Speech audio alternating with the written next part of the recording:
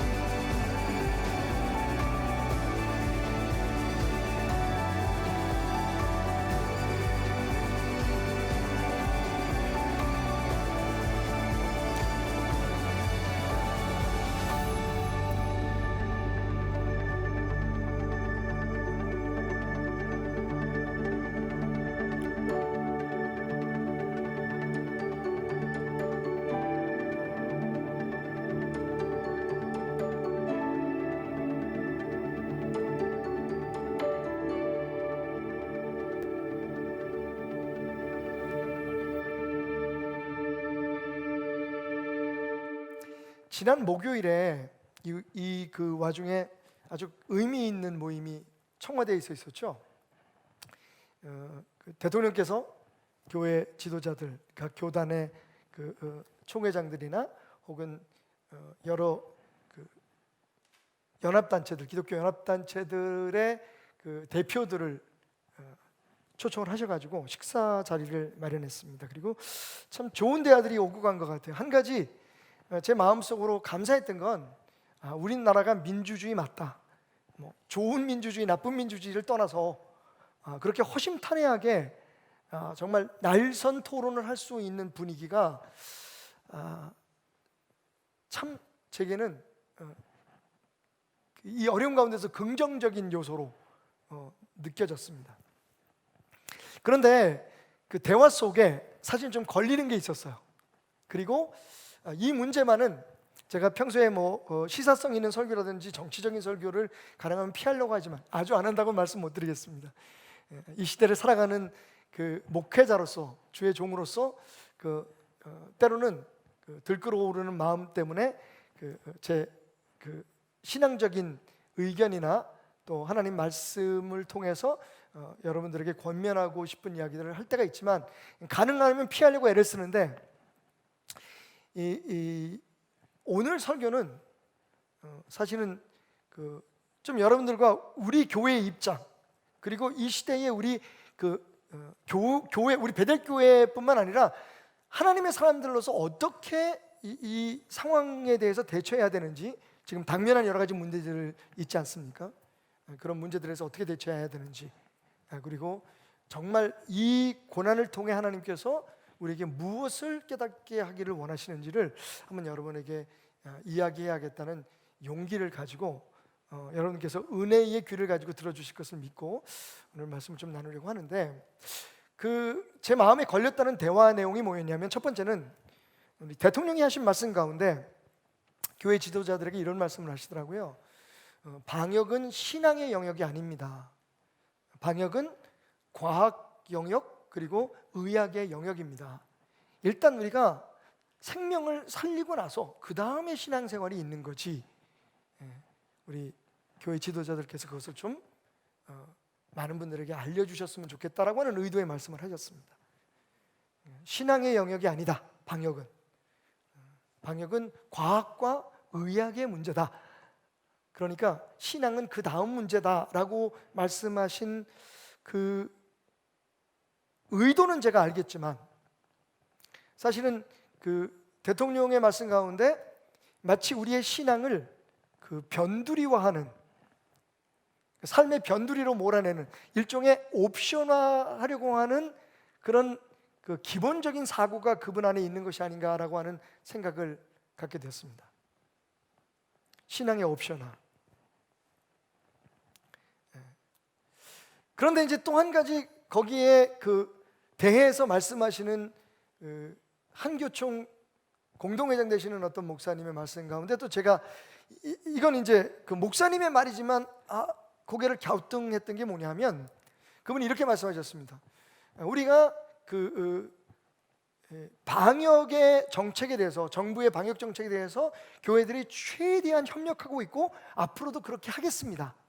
하지만 교회의 본질인 예배를 지키는 일에 있어서는 양보할 수 없습니다라는 말이었어요. 교회의 본질인 예배를 지키는 일에 있어서는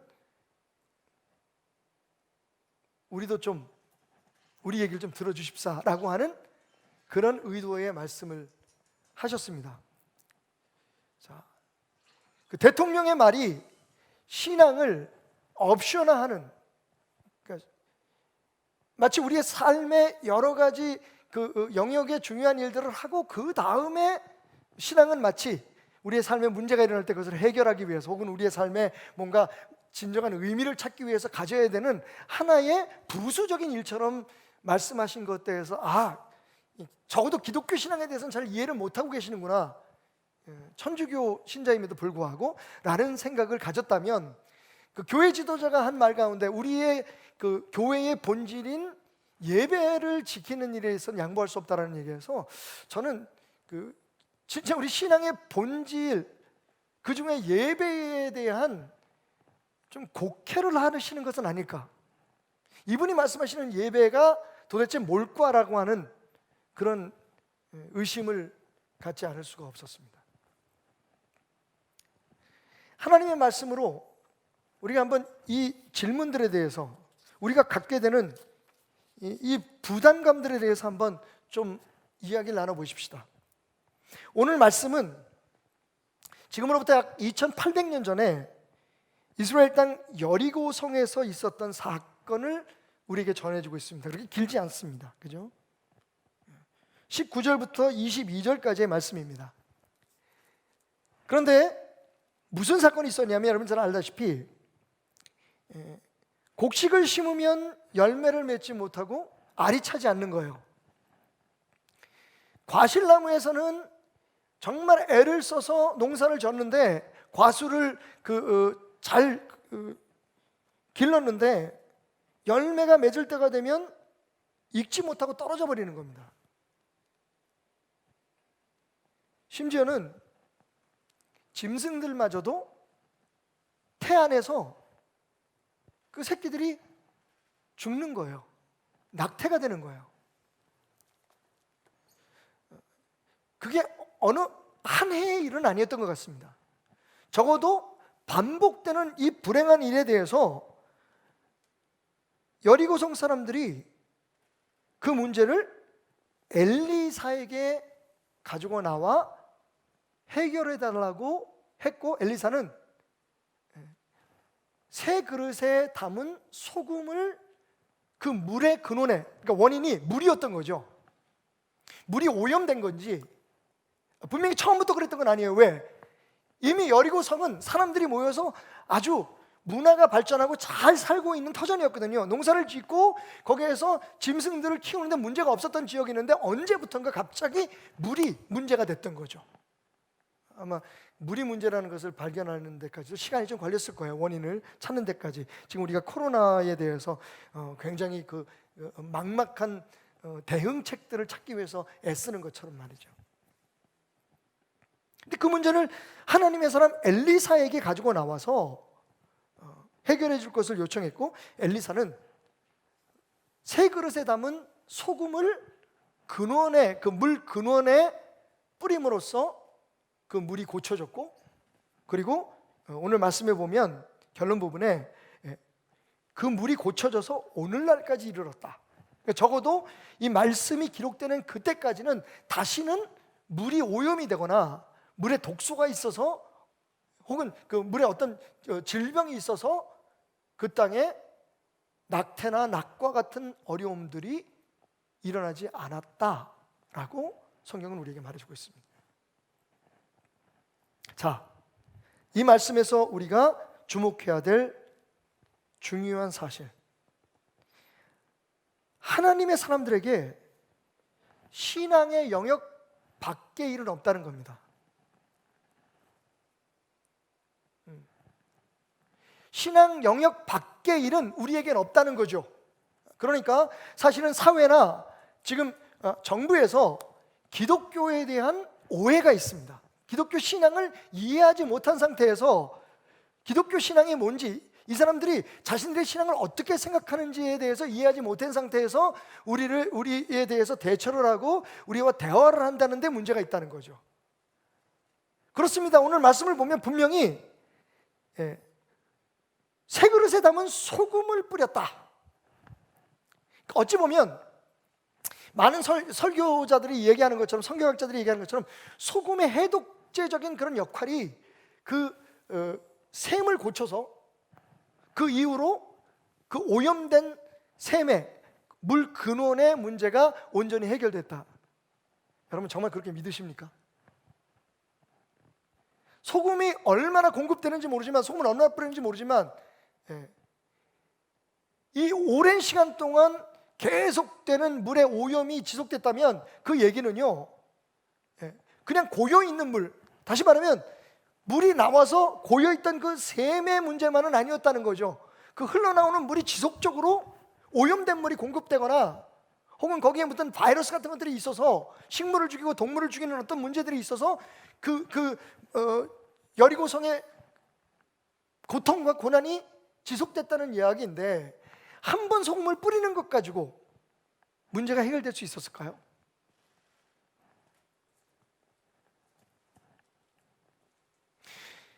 맞습니다, 여러분. 저는 이 코로나19 사태의 방역의 문제가 과학이 아니라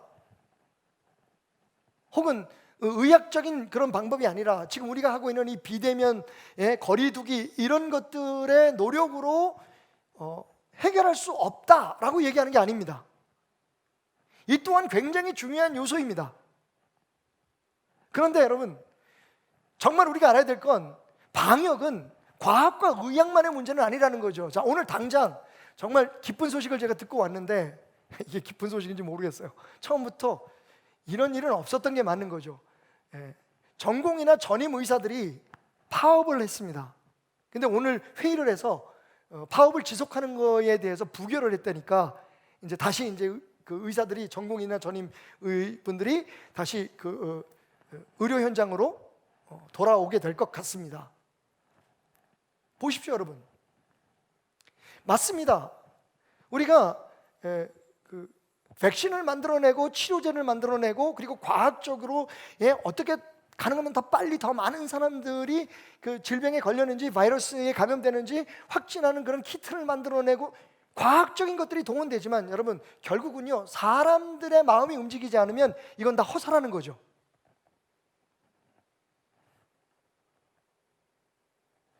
그나마 의사들이 파업을 포기하고 어쨌든 이 문제를 같이 해결해야 되겠다고 마음을 돌려서 왔으니까 망정이지. 만약 이게 더 길어졌다면 어떻게 됐을까요? 아니, 더 많은 의사들과 더 많은 병원들이 정부의 정책에 대해서, 정부가 지금 하고 있는 방역 정책이 문제가 있는 게 아니잖아요. 그런데 그 와중에서 일어나고 있는 사람들의 마음을 이해하고 다루고, 그리고 정말 중요한 문제 이외의 엉뚱한 걸 가지고 자꾸만 문제를 만들어내는 것들이 문제잖아요. 그러니까 방역은 과학과 의학의 영역인 건 맞지만 그것만 가지고는 안 된다는 것을 말씀을 드리는 거예요. 그 중에 하나가 기독교인들에게는 신앙이라는 문제입니다.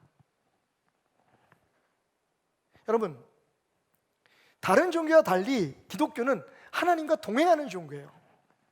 우리의 몸이 성전이 돼서 우리 안에 하나님을 모시고 성령님을 모시고 살아가는 존재예요. 그러니까 우리가 그리스도인이 되는 순간부터 사실은 우리가 받는 모든 땅이, 우리가 살아가는 모든 삶의 현장이 하나님과 함께하는 곳이라는 거죠. 그런 의미에서 그리스도인들에게 과연 신앙 밖의 영역이 있을 수 있느냐? 심지어는 그리스도인들도 이걸 구분하려고 해요. 그건 세상 일이고 교회에서 하는 것은 다르고. 여러분, 성경은 우리에게 그렇게 가르치지 않습니다. 너희 몸이 하나님이 거하시는, 하나님의 영이 거하시는 성전인 것을 너희가 알지 못하니. 우리는 걸어다니는 성전이고 걸어다니는 교회입니다. 우리는 세상 앞에 작은 예수인 거죠.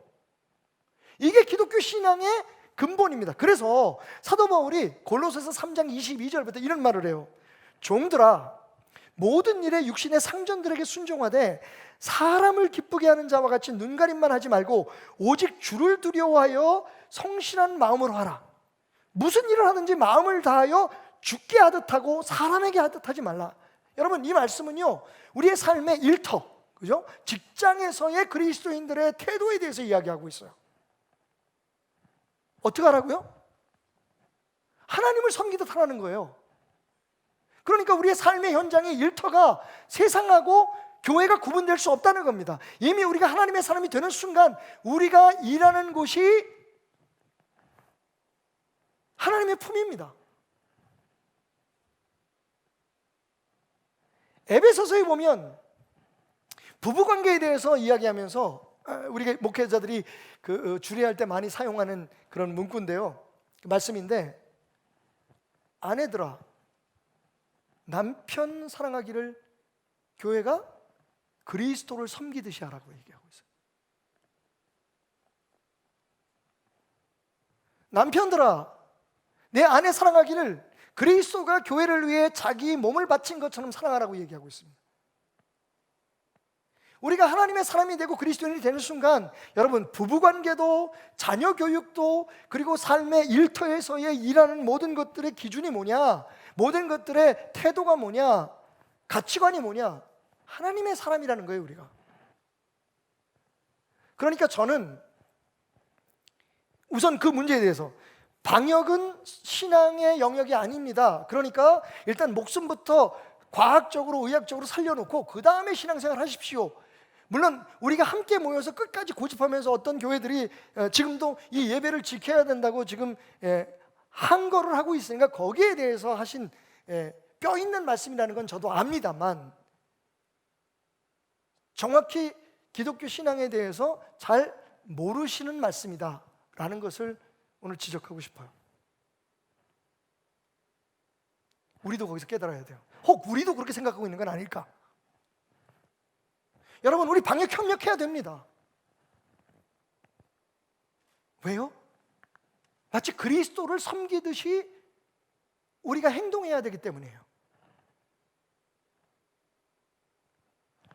착각하지 말아야 될 건, 우리는요 이 땅에서 우리가 얼마나 정직하고 우리가 얼마나 올바르냐는 걸 그걸 사람들 앞에 알리기 위해서 지금 신앙생활하는 게 아닙니다.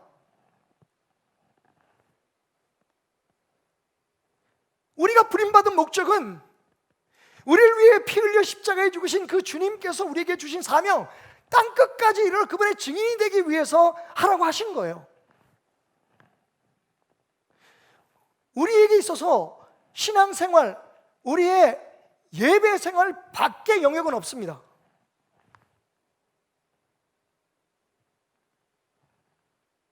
하나님은 지금 세상 사람들이 빈정대듯 말하는 것처럼 어디나 계시니까요. 항상 우리와 함께.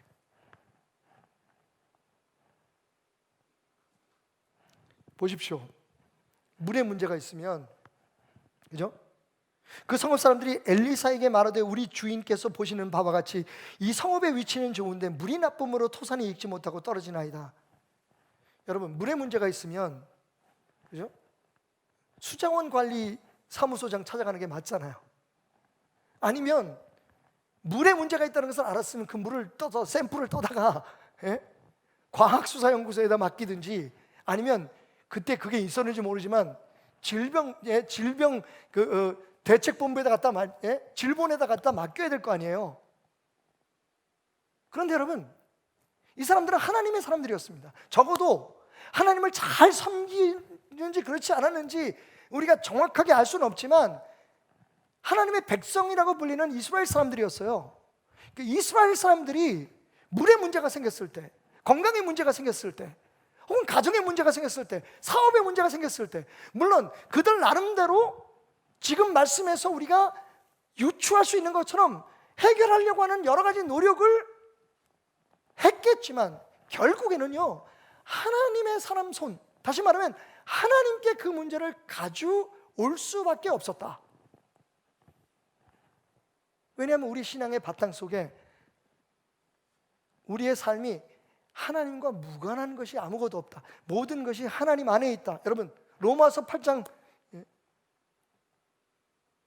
19절, 18절, 롬파리파 28절, 롬파리파를 기억해 보십시오. 모든 것이 합하여 선을 이룬다. 그게 우리의 신앙의 바탕이잖아요. 그러니까 결국 우리가 방역을 하든지 아니면 이 문제를 퇴치하든지, 사실 솔직히 말하면 지금 우리가 이 코로나 하나를 해결하기 위해서 너무나 많은 걸 잃고 있어요. 그래서 우리가 포스트 코로나를 걱정하는 겁니다. 그런데 그조차도 우리 믿는 자들에게는 신앙의 영역이에요. 미래도. 그러니까 지금 당장 우리가 해야 할 일이 무엇인가를 생각해 봐야 된다는 겁니다. 이 사태를 통해서 우리는 이 방역에 대해서 신앙적으로 협조해야 됩니다. 하나님 앞에서는 물론이고, 여러분, 하나님 앞에 주님에게 하듯 너희 상전들에게 하라고 얘기하고 있잖아요. 세상 사람들에게 우리가 해야 될 일이 있는 겁니다.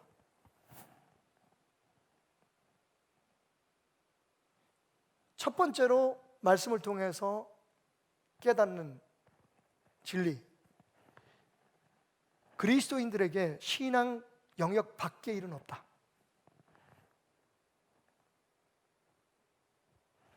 두 번째로, 한국 교회를 대표하시는 목사님의 말씀 가운데 의도는 알겠지만 좀 조심해서 하셨어야 될 말 한 가지. 그게 뭐냐면, 우리는 교회의 본질인 예배를 지키는 일도 포기할 수 없다. 자, 이분이 말씀하신 예배는 어떤 예배일까요, 도대체? 그러니까 우리가 모여서 드리는 예배에 대해서 제재를 가하지 말라는 의도였었겠죠. 그런데 그게 정말 교회의 본질일까요? 아, 맞습니다, 여러분. 예배가 우리 신앙의 본질이라는 건 그 누구도 뭐라고 얘기할 수 없을 거예요. 왜냐하면 하나님께서 우리를 부르신 목적 자체가 그거니까. 아멘? 그런데 저는 어떤 예배를 말씀하고 있느냐는 거예요. 정말 우리가 지켜야 될 게 이렇게 함께 모여서 드리는 예배일까요? 이걸 지켜야만 우리가 교회의 본질을 지켜내는 걸까요? 이 목사님의 의도를 분명히 저는 압니다. 이분도 예배가 무엇이라는 것에 대해서 확실히 그 마음속에 알고 계시려고 생각하지만, 충분히 세상적으로, 그것도 기독교 신앙을 마치 옵션처럼, 그러니까 살아가면서 한 번쯤 선택해서 가질 수 있는 많은 것들 중에, 많은 종교 중에 하나라고 생각하는 분들 앞에서 교회의 본질이 함께 모여드리는 예배다, 이걸 우리는 포기할 수 없다, 목숨을 걸고라도 지키겠다라고 하는 이 말이 과연 충분히 설득력 있는 말이었기는 겁니다. 21절 말씀. 엘리사가 물 근원으로 나가서 소금을 그 가운데 던지며 이르되 여호와의 말씀이 내가 이 물을 고쳤으니 이로부터 다시는 죽음이나 열매 맺지 못함이 없을지니라 하셨느니라 하니, 자, 엘리사가 물 근원으로 가서 소금을 그 물 근원 가운데 던집니다. 그런데 바로 전절에 보면 엘리사가 사람들에게 소금을 가져오는데 새 그릇에 담아오라고 얘기합니다. 여러분, 사실 우리가 설교를 하거나 말씀을 묵상할 때 이 20절 뒷부분과 21절 이 두 절에 굉장히 많은 시간을 쏟습니다. 그리고 이것을 영적으로 풀기 위해서 애를 써. 도대체 이 소금이란 무엇일까? 그리고 새 그릇은 과연 무엇일까? 근원은 어딜까? 사실은 여러분, 저도 그렇게 설교하고 그것이 얼마나 중요한 깨달음을 우리에게 주는지에 대해서 동의합니다. 근데 여러분, 아무리 이것을 강조해도 절대로 우리가 놓치지 말아야 될 게 하나가 있어요. 그게 뭡니까? 소금이 물을 고치는 것은 아니라는 거죠. 특별히 새 그릇에 담은 소금이 능력이 있었던 게 아니라는 겁니다. 그거는 하나의 방법이었던 거죠. 툴이었던 거죠. 이 말씀의 핵심이 뭡니까? 소금을 던지면서 엘리사가 이렇게 얘기합니다. 여호와의 말씀이 내가 이 물을 고쳤다. NIV 성경으로 보면 I have healed this water. I have healed this water. 내가 이 물을 이미 고쳤다. I have healed. 완료형이에요, 완료형. 여러분, 말씀대로 보면 소금물을 던지고 고쳐진 게 순서인 것 같죠? 근데 우리가 놓치지 말아야 될 진리가 여기 있습니다. 여러분, 소금을 던지기 전에, 새 그릇에 담아온 소금을 던지기 전에 하나님이 이미 엘리사에게 말씀하셨습니다. I have healed this water. I have healed this land. I have healed this people. 나는 이미 이 물을 고치고 이 땅을 고치고 이 백성을 고쳤노라. 여러분, 소금을 던진 그 행위가 먼저가 아니라 하나님이 고치신 것을 소금을 던짐으로 확인했을 뿐이라는 것을 잊지 말아야 합니다. 여러분, 이 부족하고 무지한 종은 지금 무엇을 말하려고 하는 겁니까? 정말 우리가 지켜야 될 본질이 함께 모여드리는 예배냔 말이에요. 정부와 싸우고 사람들에게 비난을 받으면서 이것을 지킨 것에 대해서 하나님 나라에 가서 우리가 무슨 얘기를 듣겠느냐 말이에요. 잘했다는 얘기를 들을까요? 그렇다면 오늘 우리가 드리는 이 온라인 예배는 무엇입니까? 왜 박태남 목사는 지질이 못 나고 용기가 없어서 온라인 예배를 선택했을까요? 본질을 못 지키면 쓰레기가 되는데 말이죠. 말 한마디가 가지고 있는 의미가 이렇게 중요합니다, 여러분. 맞습니다. 우리가 지켜야 될 건 예배입니다. 그래서 지금 우리 예배 드리고 있잖아요. 어떤 예배입니까? 여러분, 예배에 대해서 말할 때마다 절대로 빼놓을 수 없는 구절이 있잖아요. 로마서 12장 1절. 그러므로 형제들아, 내가 하나님의 모든 자비하심으로 너희를 권하노니 너희 몸을 하나님이 기뻐하시는 거룩한 산 제물로 드리라. 이는 너희가 드릴 영적 예배니라. 다시 말씀드리지만 하나님의 자비하심으로 우리의 예배를 받아주심이 없으면 우리 예배는 예배도 아닙니다. 우린 예배 드릴 자격이 없는 사람들이에요.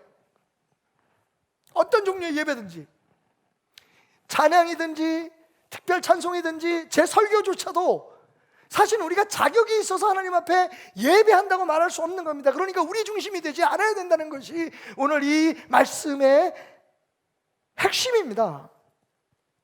하나님의 자비하심으로 우리를 허락하신 이 예배, 우리를 감히 예배자가 될 수 있도록 하나님 앞에 나가서 하나님을 높일 수 있는 이 자격을 주신 하나님 앞에, 그럼 우리가 어떤 자세로 예배를 드려야 됩니까? 예배는 무엇입니까?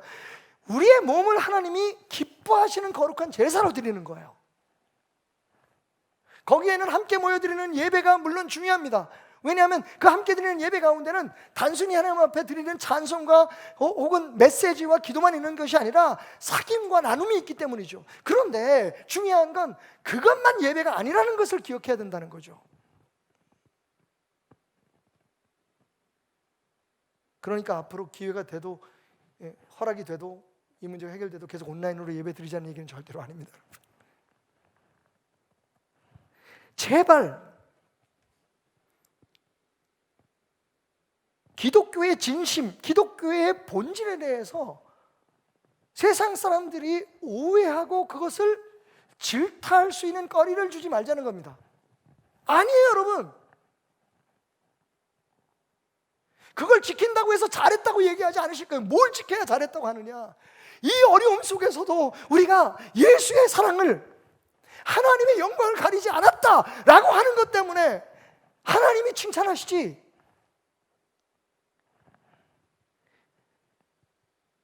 한국 교회 지도자들은 물론이고 우리 성도들 한 사람 한 사람이 지금 우리가 드리는 이 예배가 얼마나 소중한지, 하나님이 허락하지 않으면 감히 우리가 집에서든지 교회에서든지 드릴 수 없는 것을 우리가 지금 드리고 있다는 것에 대한 감사함과 은혜의 감격으로 드려지는 예배가 맞습니다. 우리가 이렇게 하면 하나님 기뻐하시겠지가 아니에요. 뭐라고 말씀하고 있습니까? 하나님이 기뻐하시는, 어떻게 해요? 산 제사로 드리라는 거예요.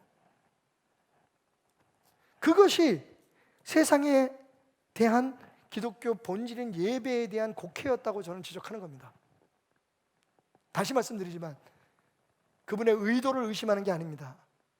우리가 지금 대통령이나 정부 앞에서 함께 드리는 예배를 드리지 말라고 얘기하는, 그것도 사실은 다분히 근거가 있는, 오늘 아침에도 대구에 있는 모 교회에서 20여 명의 확진자들이 집단으로 발생했다. 여러분, 저희가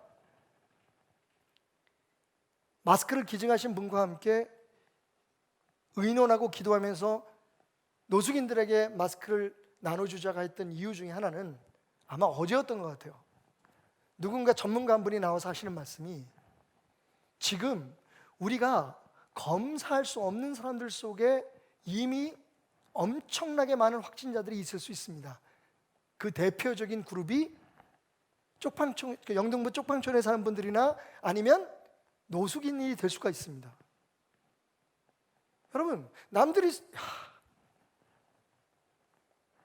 지금 한쪽에서는 아파트가 한 달에 몇 억씩 올랐니, 11%가 올랐니, 몇 프로가 올랐니, 그게 막 몇십억이 됐느니 뭐니, 집을 두 채를 갖는 게 죄인처럼 생각되고, 이런 논의가 이루어지고 있는 상황 속에서 몇십억, 몇백억의 이야기가 오고 가고 몇 조의 이야기가 오고 가는 이 상황에서 여러분, 마스크 한 장을 살 수가 없어서 쓰레기통에서 남이 쓰던 마스크를 뒤져서 쓰는 분들이 있어요. 여러분, 확진이요? 솔직히 그분들한테는 우리가 지금 와서 검사를 받으라는 얘기조차도 못할 거예요.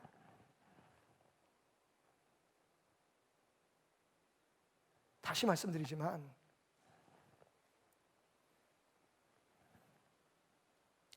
교회만 억울하다고 말씀하지 마시고, 왜 우리만 가지고 이러냐고 말씀하지 마시고, 여하튼 우리가 함께 모이는 이 모임을 통해서 지금 확산되고 있다는 사실, 그거 막 독감 정도밖에 안 돼, 이렇게 함부로 얘기하지 마시고, 지금 당장 세상이 어떻게 교회를 바라보고 있는지에 대해서 정확히 눈을 뜨라는 거예요.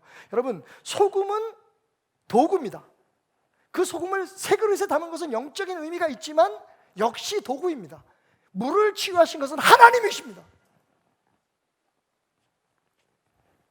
하나님이 이미 치료해놓고 그 어리석은 사람들 눈앞에 소금을 뿌리라고 말씀하신 거예요. 질병관리본부나 우리는 믿습니다. 지금 동원되는 모든 과학적인 방법이 하나님이 사용하시는 도구임을, 그게 사도 바울이 로마서 13장에 얘기하고 있는 모든 권위에 순종하고 복종하라고 말씀하는 겁니다. 그 힘에 우리가 무릎 꿇는 게 아닙니다, 여러분. 벌금 300만 원 내는 게 무서워서 제가 물어봤어요. 몇 분 성도들하고 이렇게 앉아서 2.5 거리두기 이 단계가 시작되기 전에 함께 모이는 자리가 있었어요. 그래서 제가 물어봤어요.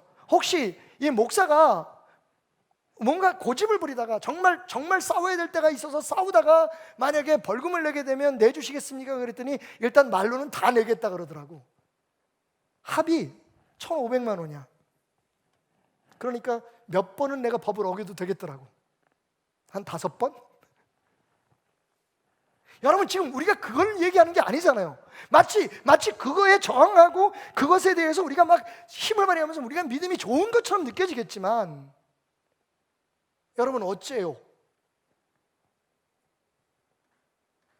어제 나온 통계에 의하면 기독교가 이렇게 처참하게 사람들에게 질타를 당하고 기독교인 하니까 젊은이들 가운데 35%가 사기꾼이라고 하는 정의를 내리더라고요. 이게 말이 됩니까, 여러분? 또 그렇게 얘기할 수 있습니다. 우리는 진리를 위해서 지금 핍박을 당하고 있는 거다. 여러분, 우리의 기도, 우리의 모든 행위는 도구일 뿐입니다. 성경을 읽으면서 오늘 아침에도 제가 함께 그 말씀을 나눌 때 우리 교육자들한테 그런 얘기를 했어요. 선지자는 정말 겁나게 기도하네. 죄송합니다, 여러분. 이런 말씀을 드려서. 근데 우리는요, 성경에 나오는 정말 그 극적인 기도들에 대해서 강조하잖아요. 왜냐하면 거기에 영적 교훈이 있기 때문에 우리가 어려움을 당할 때, 우리가 우리 힘으로 해결할 수 없는 문제가 있을 때 우리가 정말 목숨을 걸고 금식으로 기도하고, 그리고 모세처럼 많은 사람들이 돌을 던지는 그 앞에서도 무릎 꿇고 하나님 앞에 기도하고, 사실은요 출애굽 당시에도 비슷한 문제가 있었어요. 물이 써서 먹지 못할 때 모세의 기도가 그 물을 고쳤다라고 얘기합니다. 그런데 여러분, 그것도 잘못된 거예요. 그것도 1차적인 답일 뿐이에요. 모세가 뭘 했는데요? 하나님의 말씀 따라서 나무가지 하나를 꺾어서 물에다 던졌어요. 그 나무가지가 물을 고쳤다고요, 여러분? 우리는 그걸 십자가라고 얘기합니다. 맞습니다, 여러분. 십자가가 우리를 구원했다고요? 아닙니다, 여러분. 십자가에 못 박혀 죽으신 예수 그리스도의 은혜가 우리를 구원한 겁니다. 우리가 우리의 예배를 지키고 우리의 신앙을 양보하거나 포기해서는 안 되지만, 여러분 진짜 본질을 지켜야지. 도구, 소금, 아마 틀림없이 그 소금의 일부를 누군가는 한 주먹 주머니에 놓다가 그걸 향낭에다 집어넣어서 주머니에다 집어넣어가지고 그 집안에 부적처럼 썼을 거예요. 그게 인간이거든요.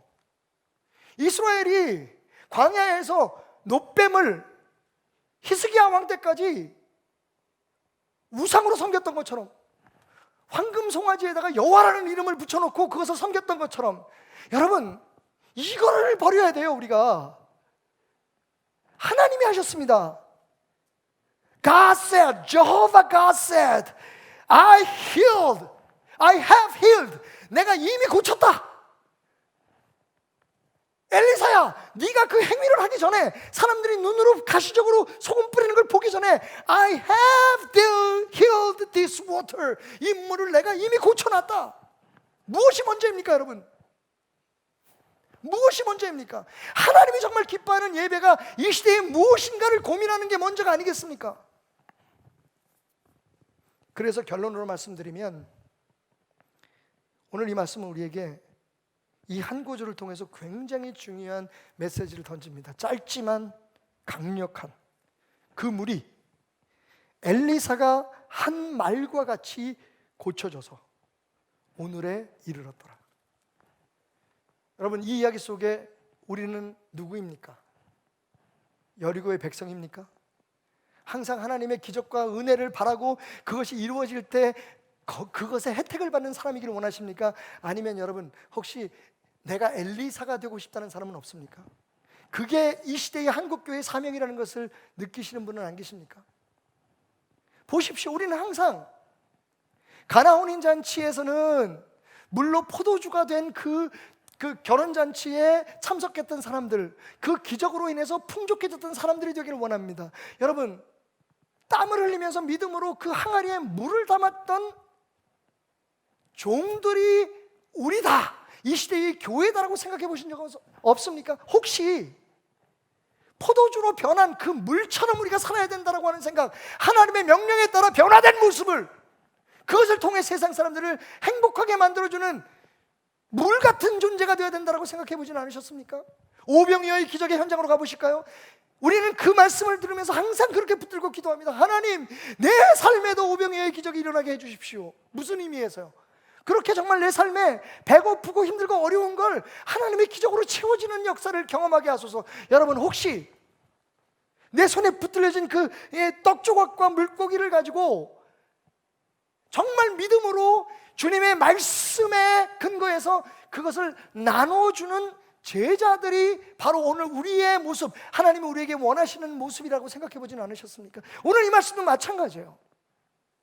저는 오늘 이 말씀을 통해서 우리가 그동안 여리고 성의 사람들의 은혜를 받았다면, 오늘 이 말씀을 통해서 엘리사가 되자, 이 시대의 엘리사가 되자.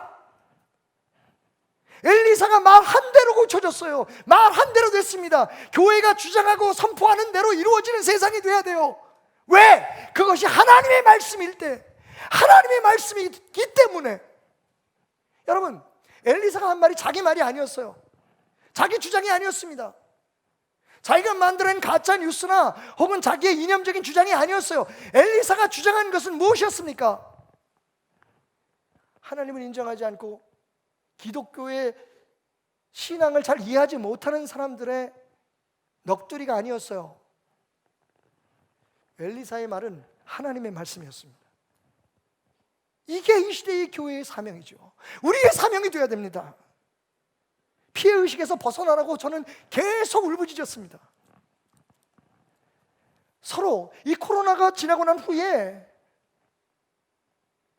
교회들이 어떻게 우리 스스로를 치유해 나갈까 걱정이 돼요. 예배를 고수한 사람들, 현장 예배를 고수한 사람들과 그렇지 않은 사람들의 그 사이의 신앙은 아마도, 어쩌면 아마도 오랫동안 한국 기독교에 상처가 되었던, 신사참배를 했던 사람과 그렇지 않았던 사람들의 분리만큼이나 큰 문제로 다가오지 않을까요? 왜냐하면 제가 그런 조롱을 받아봤으니까요. 여러분, 엘리사가 돼야 돼요. 하나님의 말씀으로 내가 지금 옳다고 생각하고 내가 하나님을 기쁘게 생각하는 방법이라고 생각하고 이 시대에 이렇게 하면 사람들이 우리를 알아줄 것이라고 하는 것을 이야기하기 위해서 하나님의 말씀을 붙드는 게 아니라, 하나님의 말씀을 인용하는 게 아니라, 여러분, 엘리사처럼 하나님의 말씀에 붙들려야 돼요. 제가 말씀드렸죠. 왜 선지자들은 그렇게 징그럽게 기도를 안 했을까? 여러분, 목숨을 걸고 기도하는 모습에서, 다니엘의 기도의 모습에서 우리가 배울 것이 있다면, 선지자들이 기적을 행할 때 기도했다는 말 없이 그냥 하나님의 말씀을 선포하고 하나님의 역사하심을 이루어드렸던 것에서 주목을 해야 돼요. 그 얘기는 뭡니까?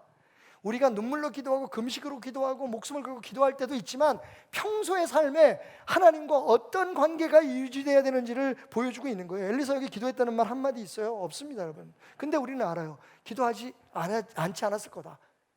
왜? 엘리사가 하나님 말씀 전했잖아요.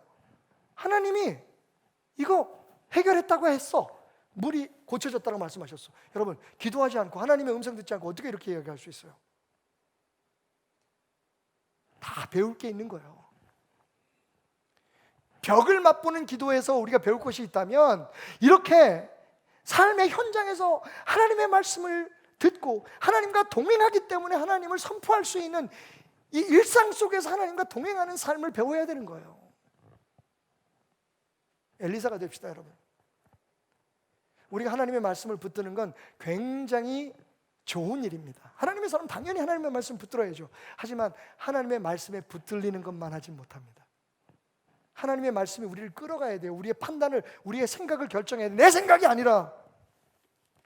마지막으로 이 부분에 대해서 우리에게 교훈을 주는 신앙의 선배, 믿음의 사람 사도 바울의 고백을 한번 들어보기 원합니다. 사도 바울이 고린도후서 1장 8절에서부터 9절까지 이렇게 말합니다.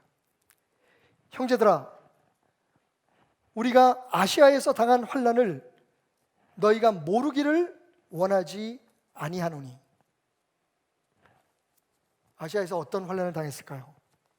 힘에 겹도록 심한 고난을 당하여 살 소망까지 끊어지고. 여러분, 우리는 지금 살겠다고 몸부림치잖아요. 소망이 아직 우리에게 있기 때문에 몸부림치는 거죠. 사도 바울은 살 소망이 끊어졌다고 말합니다.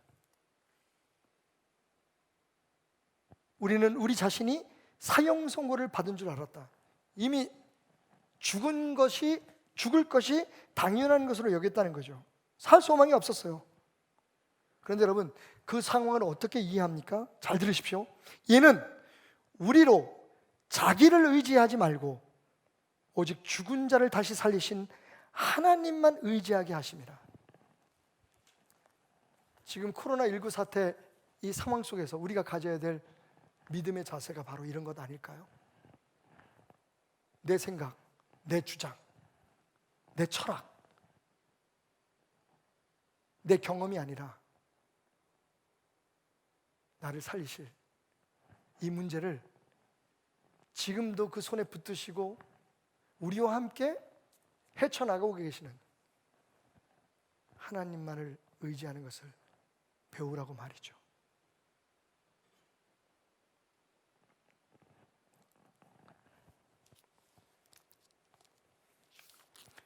초대 기독교 문헌 가운데 The Epistle to 디오그네투스라고 하는 문서가 있습니다.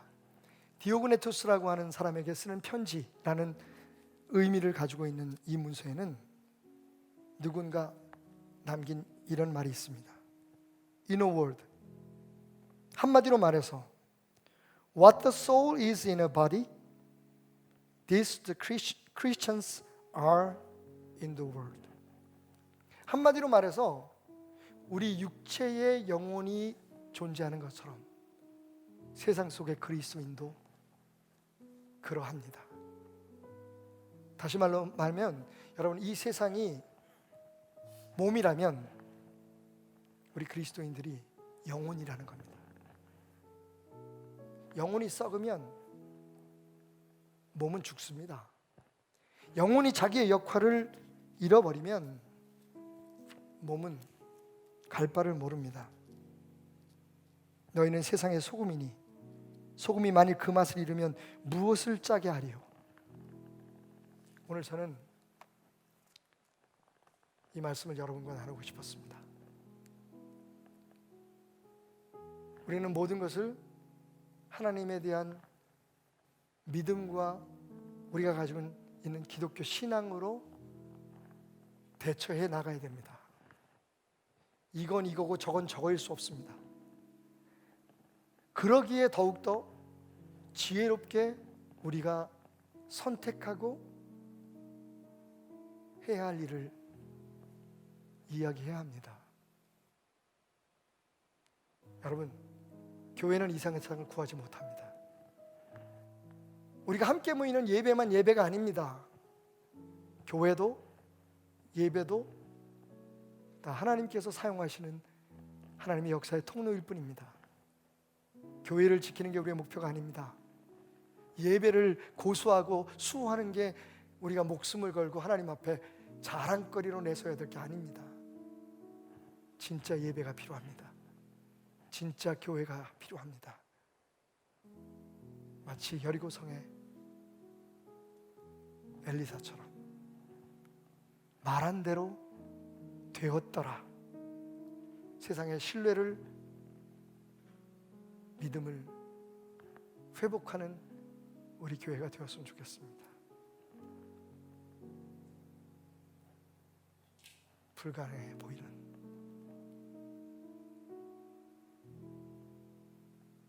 일일지라도 말입니다.